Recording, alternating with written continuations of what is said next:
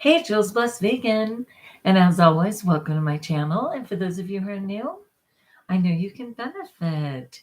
So protein is a big deal, right? Like everybody talks about getting in a high protein diet and how you just have to get enough protein and every single snack, which is hilarious because the snacks are completely processed nonsense, right? All say 30% protein, 25% protein, full, quantity of daily recommended protein, like protein. And of course, all those other funky diets like the keto and I think even paleo and the different diets that are just ensuring that, like our ancestors, we get enough protein. And it's kind of funny because our ancestors were hunter gatherers, right? Emphasis on gatherers. Like it was so rare for them to get meat.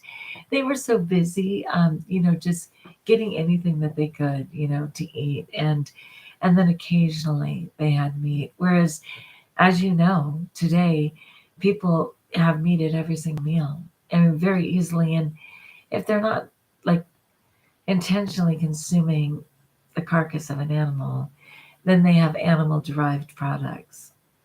It's bad. It's bad. So I wanted to talk about protein. Is it our detriment? I believe that it is. And I'm going to share an excerpt from Dr. John McDougall's book, which is called The Healthiest Diet on the Planet.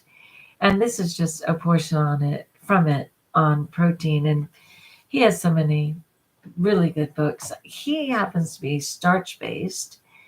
He wrote like the Starch Solution and different programs like that. And people who would follow him would be like Chef AJ, Plentiful Kiki, High Carb Hannah. Those are some of the people who absolutely believe in his Starch Solution. But I did appreciate this part on protein. So let's get into it. It says the truth about protein. Any natural diet, as long as it contains a sufficient amount of calories, will always, I repeat, always, fulfill your body's need for protein. In fact, there has never been a single case of protein deficiency reported in the world that resulted from any natural diet with a sufficient number of calories. And there's some hyperlinks throughout this entire thing, and there should be, because of course it's going to counter argue that unless someone is starving, right? They're not going to get enough of anything. If they eat too much, they're going to get too much of everything. So kwashiorkor, a severe protein deficiency, only occurs as a result of extreme starvation, in which case all nutrients are deficient. Isolated protein deficiency caused by avoiding animal-derived foods is a fallacy, meaning a falsehood, meaning not true, meaning zero proof, okay?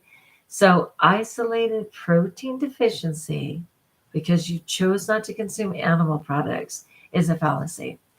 Plants also provide all the essential amino acids that make up these proteins in order to meet our needs. And remember, the only reason we have any protein in the flesh of an animal is because of the plants that they consumed. Straight up. Meanwhile, billions of people, billions, let's get that number right, are suffering and dying because they're eating too much protein. Respected researchers found that these hunter-gatherer populations that have based their diets on meat, such as the Inuits, which are Eskimos, suffer from heart disease and other forms of arteriosclerosis, while hunter-gatherers who have based their diets on plant foods, starches, are free of these diseases. Also epidemic among the meat and fish-consuming hunter-gatherers, like the Eskimos, is osteoporosis, which is also very common for those who consume dairy from cows. Seems like such an irony, I know. Eating excess high-protein, animal-derived foods, in addition, contributes to our most common diseases for many well-established reasons, including the indisputable facts that they are high in cholesterol, and cholesterol only comes from animal products. Most are high in fat, and they contain no dietary fiber. Meat has, let me repeat that, meat has zero dietary fiber. We have to have fiber to live, man. We have to have fiber to clean out our bodies, right? The waste in our bodies. Instead, that meat sits there rotting in your colon. And that at any time, people have up to 20 pounds. They can have up to 20 pounds of old, rotting meat in their body. I know, it's so disgusting to even think about. Um, no dietary fiber or digestible carbohydrates. And remember, the brain runs on glucose and sucrose from carbohydrates. The entire body does. They're also filthy with disease-causing microbes, including but not limited to mad cow prions, listeria, E. coli, salmonella bacteria, and leukemia viruses, and contain the highest levels of poisonous environmental chemicals found in the food chain, like fish, man, and all the creepy parasites that are in them that people potentially ingest. And I'm not putting down the animal. I'm just so sorry that humans take the risk. And of course, I was one of those humans a moment ago in time. Protein accelerates growth for good and bad. Meat and dairy products stimulate growth by various mechanisms, which include raising levels of insulin like growth factor 1, which is IGF-1. Resembling insulin in its chemical structure, IGF-1 accelerates the rate of growth of normal and diseased tissue, bone, and cancer, respectively. Activities from this hormone also accelerate aging. Mice with lower levels of IGF-1, and I'm so sorry for the animal experiments, but you get it, according to numerous experiments, live 40% longer than mice with normal levels of IGF-1. What's more, as these mice get older, they not only look younger, but more importantly, they resist diseases and chronic ailments of the aging process. They have good eyes, healthy joints, high functioning brains, and sustained immunity. Presently, researchers believe our best hope for increasing longevity is by lowering IGF-1 activity. All animal foods, cow milk in particular, raise IGF-1 levels in humans. And there's hyperlinks throughout because this is all scientific. The purpose of cow's milk is to accelerate the growth of a cow from 60 to 600 pounds. Because protein promotes growth, a diet high in protein, regardless of the source, automatically raises IGF-1 levels. A good example of this effect by vegetable protein is seen with the isolated soy protein used in synthetic foods, from candy bars to burgers, which is an even more powerful promoter of IGF-1 than cow's milk. How tragic is that? And remember, that cow's milk, humans are the only species that consume another animal's milk.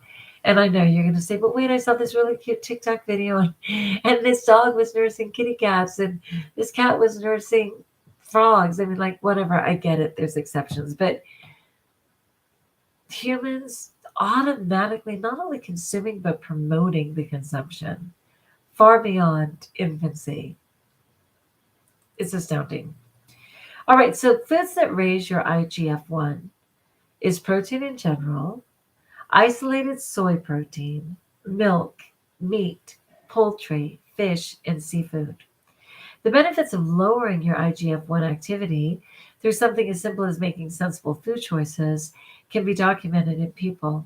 A study of 292 British women ages 20 to 70 years old found that the serum IGF-1 activity was 13% lower in the 92 women who followed a vegan diet compared to the level in the 99 meat eaters and 101 lacto-ovo vegetarians, which means they have lacto-ovo is milk and egg, right? Similar effects have been found in men following vegan diets. Okay, so High cholesterol is a sign of poor health. It just is. And I know people say, well, I can't help it. It runs in my family and da da da.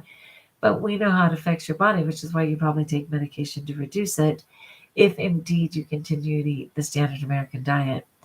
But another danger is eating animal-derived food, whether it's tuna or turkey, is the risk of higher cholesterol. You just read what the Dietary Guideline Advisory Committee wanted to argue that cholesterol was no longer a nutrient of concern for overconsumption. How sad is that? But yet the evidence that dietary cholesterol is poisonous is overwhelming and growing. A letter from the American Journal of Clinical Nutrition summarizes the research. As shown in thousands of animal experiments in mammals and birds, including non-human primates, the addition of cholesterol to their usual diet is virtually a requirement for the production of arteriosclerosis. Even the addition of small amounts of cholesterol to the diet of rabbits, chickens, and monkeys, and again, God bless them 1,000 times, and I'm so sorry we use animals. And most of the time, even after we're done with the animal experiment, they say, oh, good, now we need to experiment in humans. Please just start with the humans. Resulting in little or no increase in blood cholesterol, it produces arteriosclerosis in the long term nonetheless. Human studies have confirmed the causative relationship between eating cholesterol-containing animal food and heart diseases and strokes. Again, hyperlink, if you want to look deeper. Of all the foods commonly consumed as part of the rich Western diet, eggs contain the highest concentrations of cholesterol. Eggs contain 8 times more cholesterol than beef. Traditionally, in scientific studies on humans, eggs have been used as the source to demonstrate the adverse effects of cholesterol on our health and our heart arteries. In response, the egg industry has purposely misled the public and its practicing physicians about the harmful effects of eggs, which are poisonous when consumed in the high amounts typical of the American diet. The richest sources of cholesterol are whole eggs, lobster, salmon, chicken, beef, and then all plant foods literally have zero cholesterol. I hope you know that. There is no cholesterol in plant food. The egg industry provides a timely example of how money can buy scientific nutritional information that can be detrimental to the public's health. The almighty dollar, right? In my 1983 national best-selling book, The McDougall Plan, I revealed the dirty tricks the egg industry had used to get Americans to eat more eggs since the late 1970s. More than 3 decades ago, I noted that of the 6 studies in the medical literature that failed to demonstrate a significant rise in the blood cholesterol level with the consumption of whole eggs, 3 were paid for by the American Egg Board, 1 by the Missouri Egg Merchandising Council, and 1 by the Egg Program of the California Department of Agriculture. Support for the 6th paper was not identified. In contrast, well-designed studies by investigators independent of the food industry clearly demonstrate the detrimental effects of eggs on blood cholesterol levels. And I know you're thinking, oh my gosh, I love eggs. I can't live without eggs. Eggs are my favorite. Do you want to live? Do you want longevity? Do you want the best health you can get? Because maybe you'll choose to live without those eggs. And there's many egg substitutes that you should consider. The actual impact of eating eggs is seen when people who eat little cholesterol are fed eggs. When 17 lacto-vegetarian college students, consuming 97 milligrams of cholesterol daily, were fed one extra egg for 3 weeks, their LDL, sorry, something's getting me. Their LDL, which is the bad cholesterol, increased by 12%. Let's go back. 17 lacto-vegetarian college students consuming 97 milligrams of cholesterol daily were fed just one additional egg for only 3 weeks, and their bad cholesterol raised by 12%. I've written extensively about the research showing that including eggs in your diet is an unwise decision. Again, hyperlink.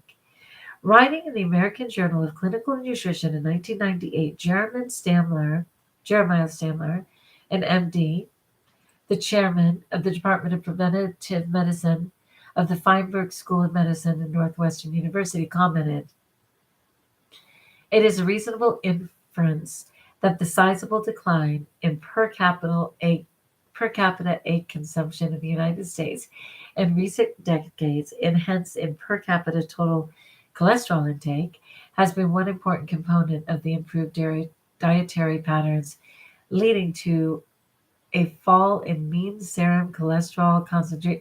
It's too scientific at this time of night, but let's do it anyway.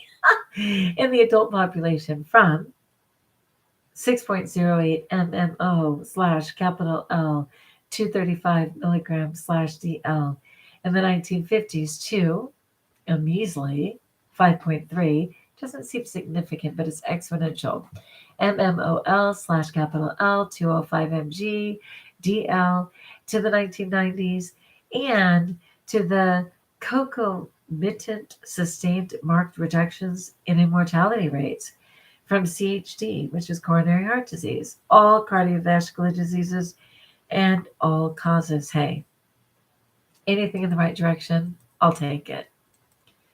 All right. That's it on that. That's it. Let me see. Am I right? Yes, that's it on that. Anyway, yeah, people, protein isn't all that. Just say that. Protein ain't all that. And we're seeing terrible things. Let me just check one more thing on here.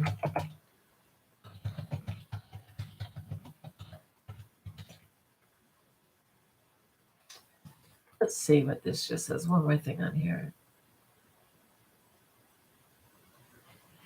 So, too much protein can lead to early death, and we're seeing why, right? Because of the effect on the heart. But this is from the Washington Post, and it says, for middle-aged people who consume lots of meat, milk, and cheese, the answer could be yes. Absolutely on early death. One moment. Of course, it had to glitch a minute to show me death on a plate. And I know people out there like, Julie, you're such a hypocrite. Girl, you were eating a ton of meat not long ago. And it's true, but I woke up, and I'd love to help you wake up. Okay, so